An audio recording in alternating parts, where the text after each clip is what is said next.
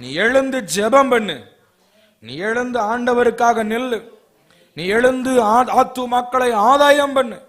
நீ எழுந்து சத்தியத்தை ஜனங்களுக்கு சொல்லு. நீ எழும்பும் பொழுது கர்த்தர் உனக்காக எழும்புவார். நீ எழும்பும் பொழுது உன் சத்துருவை முறியடிப்பார். நீ எழும்பும் பொழுது சத்துரு எவ்வளவு பெரிய ஆளானாலும் சரி, அவன் ஒருத்தன் கூட என்ன செய்யறதில்ல, தப்பி போவதில்லை. எல்லாத்தையும் ஆண்டவர் அதம் பண்ணுவார். ஹல்லேலூயா, ஆமென். நம்ம முட்டி போட்டு ஜெபிச்சோம்னா சத்துரு என்ன செய்வான்? பின்னங்கால் புடனில் அடிக்க ஓடி போவான். சொல்லுங்க பக்கத்தில் இருக்கிறவங்கள பார்த்து, நீங்க முட்டி போட்டு ஜெபம் பண்ணா உங்க குடும்பத்துல கஷ்டத்தை கொண்டு வர சத்துரு, உன் குடும்பத்துல வறுமையை கொண்டு வர சத்துரு, உன் குடும்பத்துல வியாதியை கொண்டு வர சத்துரு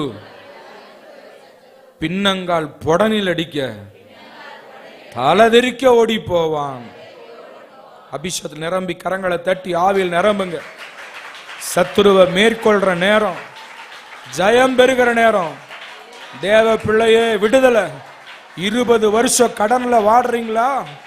20 வருஷம் வியாதியில கஷ்டப்படுறீங்களா? 20 வருஷம் சத்துரு ஒடுக்குறானா? இன்றைக்கு ஒரு விடுதலை. அந்த விடுதலை தேவ ஆவியானவர் கொடுக்கிறார். அந்த விடுதலை தேவ சமூகத்திலிருந்து இறங்கி வருகிறது. அந்த விடுதலை இப்பொழுது உன் வாழ்க்கையில.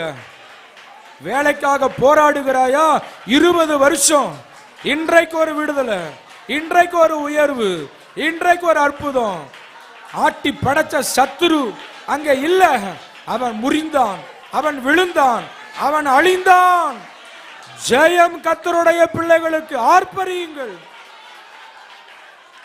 ஆர்ப்பரி, ஆர்ப்பரி, ஆர்ப்பரி. ஆவியில் நிரம்பு. எல்லா தடைகள் சுக்குநூறாக உடைகிறது.